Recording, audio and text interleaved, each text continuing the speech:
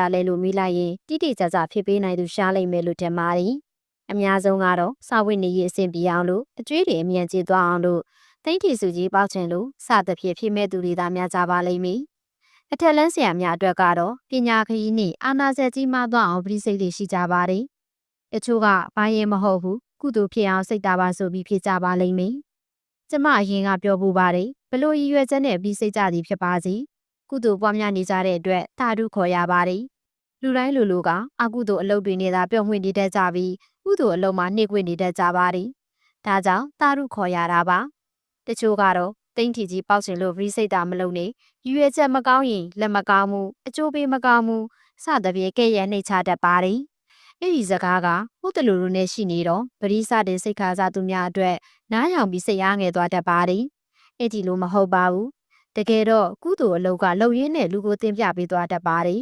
။ကမ္ဘာသာသနာပြုခရုကြီးဥကိုရင်ကဆိုရင်ယောဂပြောက်ကျင်တဲ့စိတ်နဲ့သာဆရာကြီးဥပခေထံမှာတရားလာအားထုတ်တဲ့သူပါ။မူလရည်ရွယ်ချက်ကမကောင်းမှုပေါ့။သို့တော့တရားအားကောင်းလာတဲ့အခါမှာမူလရည်ရွယ်ချက်ပျောက်သွားပြီးတရားဓမ္မနဲ့သာပျော်မွေ့သွားခဲ့ပါတယ်။ကမ္ဘာဝိပဿနာသာသနာပြုပုဂ္ဂိုလ်တို့တဦးအဖြစ်ကမ္ဘာကျော်သွားပြီးသူ့ရဲ့ကျေးဇူးတွေကြောင့်ဗုဒ္ဓဘာသာအကြောင်းဝိပဿနာအကြောင်းတွေကိုကမ္ဘာကစိတ်ဝင်စားခြင်းခံခဲ့ရပါတယ်။အကယ်၍သူအားထုတ်ခါစားမှာမိရည်ရွယ်ချက်ကမကောင်းဘူးအာမထုတ်နဲ့လို့တားမြစ်ခဲ့မယ်ဆိုရင်အဲ့ဒီလိုအကျိုးတရားတွေဖြစ်လာနိုင်ပါမလား။ဒါကကုသိုလ်လုပ်ဖြစ်ဖို့ကအဓိကဆိုတဲ့စကားကိုရှင်းပြရတာပါ။ပရိစိတ်တာကပရိအားကောင်းလာရင်နန်းချောင်းမှန်တွေအလိုလိုမြင်တွေ့တတ်ပါတယ်။ဓမ္မကလူကိုသင်ပြသွားတာပါ။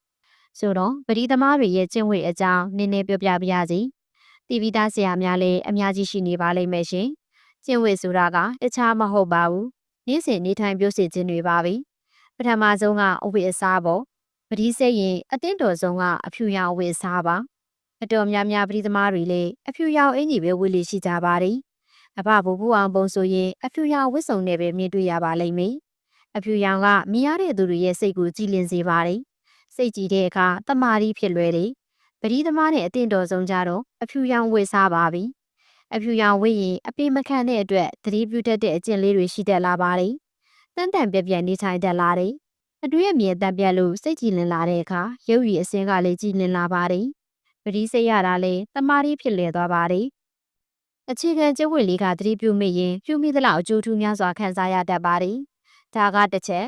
နောက်တစ်ခုကပတိကိုယူသေးခြင်းပါပဲ။ပတိသမားအတွက်ပတိကလက်နက်ဆိုရင်လည်းမမှားပါဘူး။စစ်ပွဲဝင်တဲ့စစ်သားတွေအတွက်လက်နက်ကအရေးကြီးတယ်လို့ပတိသမားအတွက်ပတိကအရေးကြီးပါတယ်။ဆိုတော့လက်နက်တစ်ခုလိုဖြစ်နေတဲ့ပတိကိုယူသေးလေးစားဖို့လိုပါတယ်။ကျမအရင်ကဆိုရင်စိတ်ပြီးရောတွေ့တဲ့နေရာချင်းတွေ့ရပြစ်ထားတဲ့အကျင့်ရှိတယ်။သို့တော့နောက်ပိုင်းမှာပတိကိုအလေးထားရမှန်းသိလာရပါတယ်။ဘလို့အလေးထားရမလဲအကယ်၍မိမိအိမ်မှာပတိစိတ်တယ်ဆိုရင်ဖះเจ้าဆောင်ရုပ်ပွားတော်နာမှာကျွေပကန်းနဲ့ပဝါဖြူဖြူလေးတည်းခင်းထားရပါမည်။ပတိကိုပဝါပေါ်မှာတင်ထားပါ။ပတိစိတ်တဲ့အခါအသာလေးယူစိတ်ပါ။ပြီးရင်ရိုးရိုးသေးသေးပြန်ထားပါ။ဒါကပတိထားတာနဲ့ပတ်သက်ပြီးပြောပြပေးတာပါ။အကယ်၍နေဝေးခရီးသွားလို့ယူသွားမယ်ဆိုရင်ပဝါဖြူလေးတစ်ထည်နဲ့တေးသေးချာချာထုတ်ပြီးအိတ်ထဲထည့်ယူသွားပါ။ဒါမှပတိသမားပြီးသားတယ်လို့ခေါ်ရပါမယ်။နောက်ပြီးပတိစိတ်တဲ့အခါပေါ့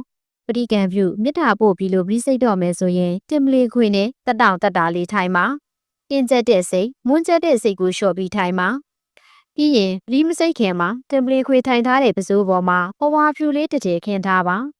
ပဝါတစ်ထက်ခံထားတဲ့သဘောပေါ့မဟုတ်ရင်ပရိနဲ့ခြေထောက်ထီလို့ဒီပစိုးနဲ့ညီလို့ညီတတ်ပါတယ်အောက်ပိုင်းဝိတဲ့ပစိုးဆိုတော့မတက်တယ်လို့ဖြစ်နေတတ်ပါတယ်ဒါကြောင့်ပရိကိုလေးစားတော့အားပြီးပဝါတစ်ထည်ခံပြီးစိတ်ရပါတယ်ပတိကိုအကျန်းပြင်းနဲ့လည်းမထိပါစေနဲ့ခုနတုန်းကဘဝပေါ်မှာသာစိတ်ပါဒါဆိုရင်အဆင်ပြေသွားပါပြီဒါတွေကပတိနဲ့ဆိုင်တဲ့ကျင့်ဝတ်လေးတွေပါသတိမထားမိဘူးဆိုရင်သတိထားလို့ရအောင်ကျမကပြောပြပေးရပါလူရင်းအချက်ကမိမိရဲ့လက်နက်တပွဲဖြစ်တဲ့ပတိကိုရိုသေလေးစားရမှာပါပြီအကယ်၍ဆရာကောင်းတဦးရှိမယ်ဆိုရင်စမာပတိလေးတစ်ခုလောက်ခိုင်းပြီးစိတ်ရင်ပိုကောင်းပါတယ်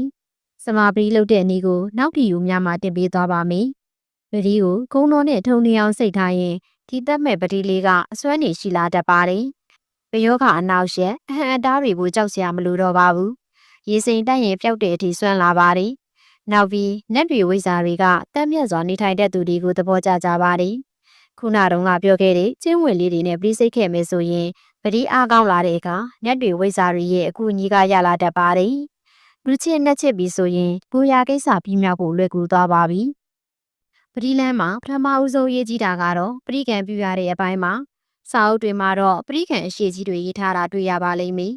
ပရိစိတ်တာပဲကွာကုံတော်ပွားပြီးရောပေါ့ဘာတွေညာတွေမလိုဘူးစသဖြင့်စနစ်မကျတဲ့သူတွေကပြောတတ်ကြတာကြားဖို့မှာပါကျမလည်းဟိုးရင်ကပရိစနေစိတ်တဲ့အခါတုန်းကအဲ့ဒီလိုစကားတွေကိုနားယောင်မှုပါတယ်စနစ်မကြတော့ခရီးကထင်သလောက်မရောက်ပါဘူးနောက်ပိုင်းပရိစိတ်ရင်စိတ်ရင်လေးလာရင်နဲ့အတွေ့အကြုံကတင်ပြီးတော့မှအရင်သိခဲ့တာတွေကအတားအဆီးတစ်ခုလိုဖြစ်မှန်းနားလည်မိပါတယ်လမ်းစဉ်ခွဲတွေကသူ့လမ်းနဲ့သူရှိပါတယ်ပရိစိတ်တာကအကျိုးတရားအနန္တရှိမှန်းလက်တွေ့စိတ်ဖူးတဲ့သူတွေသိကြပါတယ်ပညာရှိသူတော်ကောင်းတွေလည်းလက်ခံကြတဲ့အရာပါပရိမစိတ်ခင်မှာပထမဦးဆုံးလုပ်ရမယ့်ပရိကံအပိုင်းပေါ့ကျမကတော့ပရိကံအရှိကြီးမလုပ်ပါဘူးလူရင်းကိုပဲပြုလုပ်ပြီးပရိစိတ်ပါတယ်အခုကျမပရိကံပြုလုပ်ပုံကိုပြောပြပေးပါမယ်ဒီတရားမထိုင်မီမြတ်စွာဘုရားကိုပန်းစင်ပြီးစသည်လူပွဲရပစ္စည်းတစ်ခုခုကတ်လူပူဇော်ပါ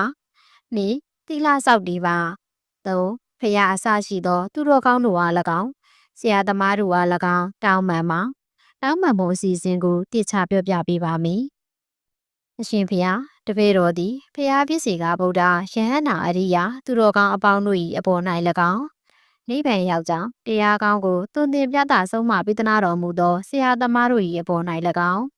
အစမတင်တန်တရားတခွင်မှအစာ၍ယနေ့အချိန်ကြာအောင်ကာယကံဝစီကံမနောကံတို့ဖြင့်ပြမမိသောပြည့်ရှိပါက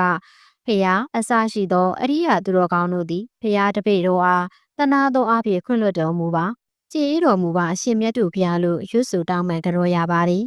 ခင်မွန်ကြီးစေပါကြောလိုက်ခြင်းအပြင်ခန္ဓာကိုယ်မှနာကျင်ကြိုက်ခဲတာတွေတက်တာသွားပါသည်အပြစ်ကြီးတဲ့သူတွေကြတော့ဝေဒနာပြင်းထန်တတ်ပါသည်မဖြစ်မနေဝင်ချကြောဖို့တော့လိုပါသည်လမ်းမှာခလုတ်ဆွညောင်တွေအားနေသွားတဲ့အခါလူရခရီးအမြန်သွားရောက်နိုင်တယ်လို့ပဲခင်မွန်ကြီးစေပါကိုကြောပြီးပရိစိတ်ရတဲ့အခါတမာရီဖြစ်လေသွားပါသည်ဒီအချက်တွေနဲ့ပဲပရိကံအစီအစဉ်လုံလောက်သွားပါပြီအဲ့ဒီပရိကံနှစ်ချက်ပြုပြီးတာနဲ့ခေါင်းမမတ်ထားခါမမတ်ထားပြီးစိတ်လျှော့လိုက်ပါပြီးရင်မြစ်တာအရင်ပို့ရပါတယ်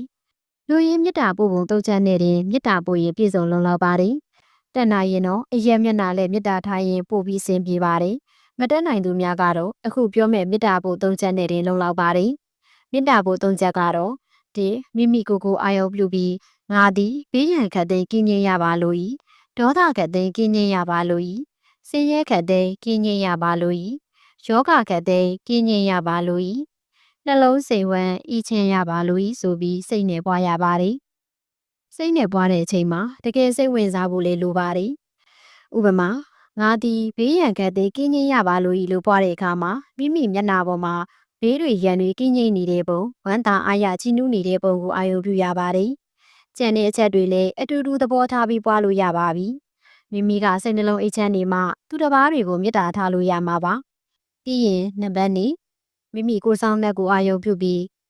ဤငါဤယုံနံနှစ်ပါးကိုစောင့်ရှောက်ကြကုန်သောကိုယ်ဆောင်တဲ့အပေါင်းတို့သည်ဘေးရန်ခတ်သိမ်းကင်းငြိမ်းကြပါစေ။ဒေါသခတ်သိမ်းကင်းငြိမ်းကြပါစေ။ဆင်းရဲခတ်သိမ်းကင်းငြိမ်းကြပါစေ။နှလုံးစိတ်ဝမ်းဤချမ်းကြပါစေ။သုံးခါပြောပေးပါ